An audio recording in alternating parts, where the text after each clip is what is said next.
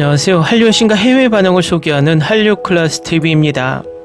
오늘은 리사, 방탄소년단, 블랙핑크, K-팝이 서양 음악 산업을 장악하는 이유란 제목의 영국 언론의 기사를 살펴보고 5개월 전 K-팝의 미래에 대해 걱정하는 레딧 게시글에 달린 영어권 반응까지 살펴보겠습니다.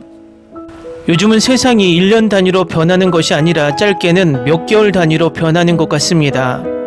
오늘 올라온 영국의 기사를 보면 5개월 전 레딧 게시글에 올라왔던 서구권 네티즌들의 K-팝은 쇠퇴하고 있다는 평가가 5개월 만에 분위기가 바뀌고 있다는 것을 느낄 수 있습니다.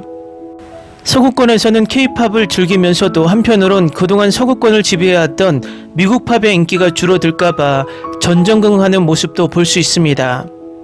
넷플릭스에서 K-드라마가 엄청나게 인기를 얻었을 때 K-드라마로 엄청난 수익을 챙겼지만 역효과로 미드가 쇠퇴하는 모습을 보고 순위집계 방식까지 바꾸며 미드를 띄우고 있는 넷플릭스의 모습과도 데자뷰 됩니다. 넷플릭스 역대 1위 드라마는 오징어 게임 시즌1입니다. 엄연히 따지면 오징어 게임 2, 3는 하나의 드라마를 두 개의 시즌으로 나눈 것입니다. 제작도 2, 3를 같이 했고 배경과 등장하는 인물들도 똑같습니다. 만약에 시즌2, 3를 시즌2로 그냥 방영했다면 결과는 엄청납니다. 시즌2, 3를 통합하면 시청시간은 현재 기준으로 22억 620만 시간으로 시즌1 22억 520만 시간을 이미 넘어섰고 넷플릭스 꼼수 순위 방식인 뷰의 개념도 시즌1은 2억 6,520만 뷰이지만 시즌2, 3를 통합하면 3억 2,720만 뷰로 월등히 높습니다. 결국 넷플릭스가 시즌2를 두 개의 시즌을 억지로 나눈 것은 기록면에서 큰 손해입니다. 넷플릭스는 웬즈데이 시즌2의 광고를 정말 미드의 사활을 걸고 할 정도로 엄청난 광고비를 쏟아붓고 있습니다. 이 미드가 K-드라마를 넘을 수 있도록 최선을 다할 것으로 보입니다. 웬즈데이 시즌1은 시청시간으론 17억 1788만 시청시간으로 역대 1위인 오징어 게임 시즌1에 22억 520만 시청시간과 무려 약 4억 8천만 시청시간의 절대적인 차이를 보이고 있어 따라갈 수 없는 수준으로 보입니다. 하지만 뷰라는 개념의 시청수는 오징어 게임 시즌1은 2억 6,520만 뷰로 웬즈데이 시즌1의 2억 5,210만 뷰와 1,310만 차이밖에 나지 않습니다. 결국 왜 넷플릭스가 순위를 아무 근거가 없는 뷰로 바꿨는지, 그리고 이번에 뷰라는 개념의 순위집계 방식으로 웬즈데이 시즌2로 K-드라마를 넘어 역대 드라마 1위를 목표로 하고 있는지 알 수 있습니다. 각사로 K-팝 관련 영국 기사를 살펴보겠습니다.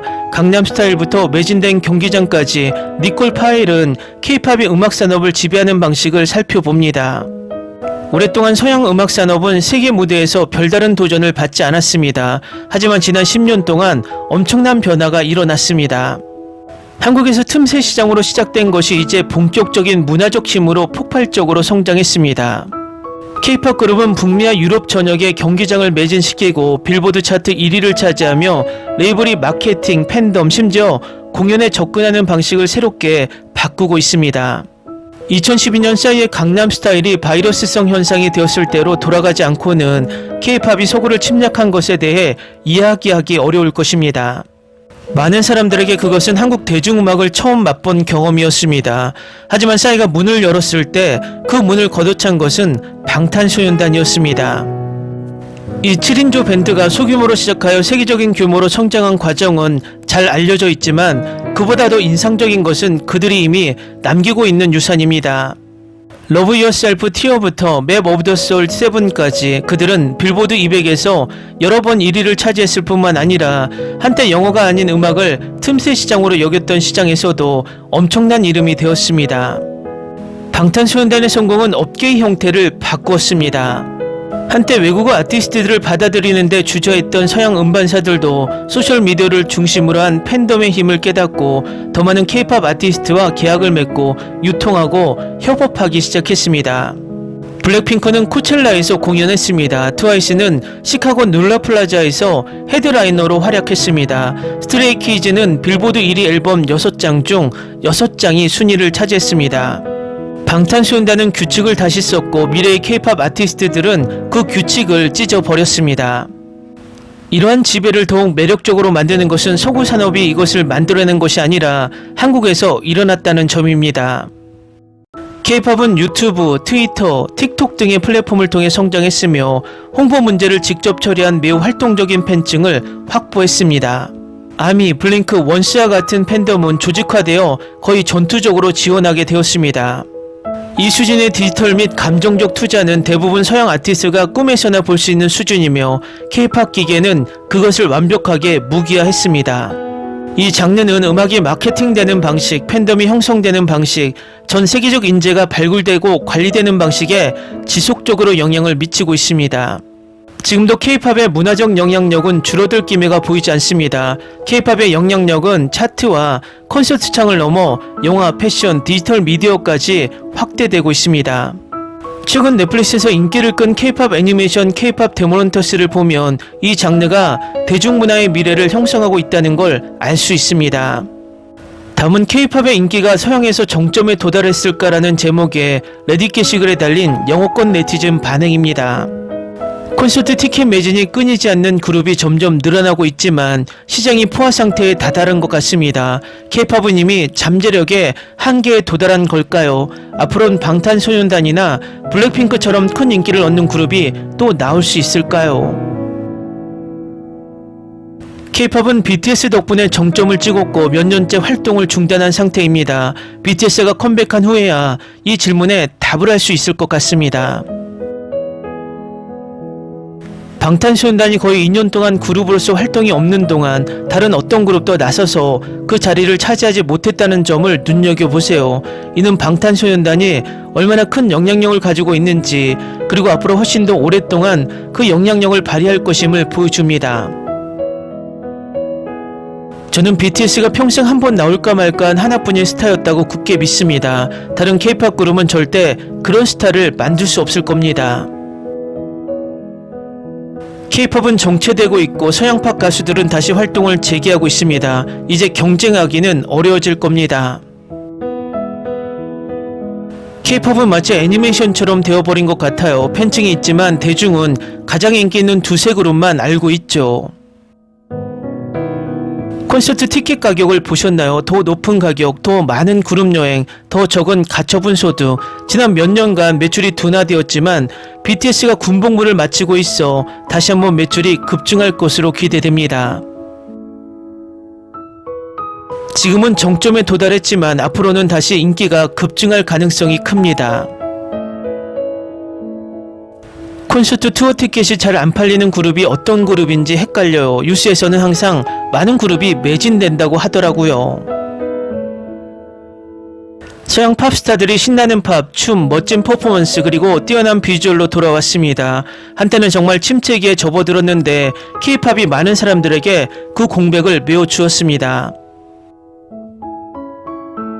정점에 도달했다고는 할 수 없지만 롤러코스터의 내리막길에 접어들었다고 할 수 있습니다. 서양 간의 현재 경제 상황과 혼란이 티켓 판매와 불확실성에 큰 영향을 미치고 있습니다. 저는 아미는 아니지만 방탄소년단 멤버들이 모두 제대하고 나면 어떻게 될지 궁금하네요. 몇몇 그룹이 그 공백을 메우기 시작했지만 완전히 채워지지는 않았어요. 그럴 수도 있고 아닐 수도 있지만 저는 이게 지금의 10대들이나 미래 세대의 목이라고 생각합니다. 동아시아 밖에서도 많은 관심을 받고 많은 팬을 모을 미래의 K-팝 그룹이 나올지도 모르죠. 우리 세대에게 있어 K-팝은 3세대 시절에 정점을 찍었습니다.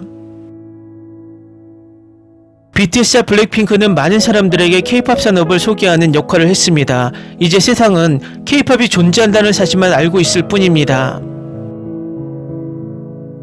이건 K-팝에만 국한된 문제가 아닙니다. 음악산업 전체가 모든 지표에서 하락세를 보이고 있습니다. 사람들이 K-팝에 지쳤다는 이야기에 지쳐 있습니다. 예, 전세계 영화산업은 엄청나게 하락 추세에 있습니다. 제 생각에 K-팝은 솔직히 전세계적으로 최대 잠재력을 발휘했고 틈새 시장에서 계속해서 기회를 찾을 수 있겠지만 BTS나 블랙핑크 같은 그룹은 여전히 이질적인 존재로 남을 것입니다.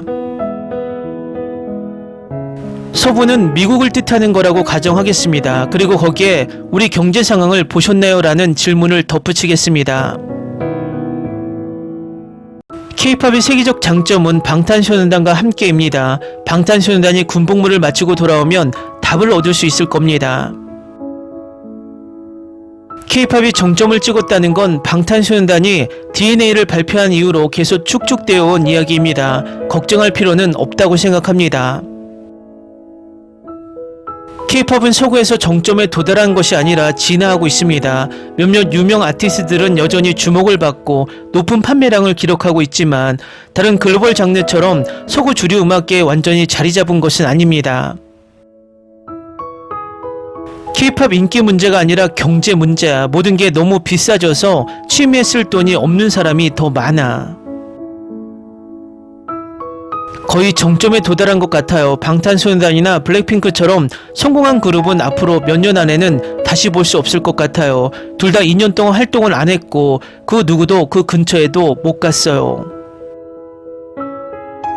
스트레이키즈와 에이티즈는 투어에서 정말 좋은 성적을 거두었습니다. 뉴진스 사태가 그들의 기세를 꺾었다고 생각합니다. 그들의 등장은 K-팝의 새로운 시대가 시작되는 것처럼 느껴졌거든요. 이제 그들의 커리어에 이런 오점이 남게 되어 안타깝습니다. 하지만 방탄소년단과 블랙핑크가 콘서트와 신곡으로 컴백하는 만큼 K-팝이 전반적으로 어떤 방향으로 나아갈지는 좀 더 지켜봐야 할 것 같습니다. 댓글 반응 잘 보셨나요? 댓글 반응에서 K-팝을 응원하는 서양인들이 있다면 다시 K-팝이 도약할까봐 전전긍긍하는 서양인들도 존재합니다. 미국 빌보드도 BTS가 빌보드 순위를 장악하자 갑자기 미국 라디오 방송 횟수를 순위 비율에 엄청나게 높여서 미국 라디오에서 BTS 노래를 틀어주지 않는 이상 빌보드 1위에 오르지 못하게 만들었습니다. 지난 3년 동안은 우리나라의 경제, 문화, 외교, 정치의 암흑기에 가까웠고 세계 경제도 어려웠고 특히 미국 경제가 암흑기였습니다. 미국 경제의 하락은 트럼프를 재집권하게 만들 정도로 미국을 흔들었고 미국 내의 K-팝 소비를 약화시켰다는 것도 댓글로 확인할 수 있습니다. K-팝도 BTS와 블랙핑크가 엄청난 신듦을 일으켰지만 휴식기에 들어갔고 에스파나 스트레이키즈, 트와이스 등이 선전을 했지만 뉴진스와 피프티피프티 사태로 4세대 아이돌들이 주춤거렸고 뜻밖의 K-팝 데모넌터스의 등장으로 가상의 아이돌들이 전세계 비-K-팝 팬들까지 K-팝 팬으로 유입시키고 있어서 5개월 전 서구권 전망은 기우로 끝나는 듯 보입니다. 앞으로 블랙핑크와 BTS의 완전체 활동과 아직도 활약하고 있는 여러 K-팝 그룹들이 같이 시너지를 내면 다시 제2의 K-팝 시대가 도래할 것이라는 것을 확신합니다. 한류 클래스 TV는 한류 외신과 해외 반응을 꾸준히 쫓아가 보겠습니다. 재밌게 잘 보셨나요? 여러분의 구독, 좋아요, 댓글, 알림 설정은 콘텐츠 제작에 큰 힘이 됩니다. 그리고 항상 하시는 일마다 대박 나시고 행복하시길 바랍니다.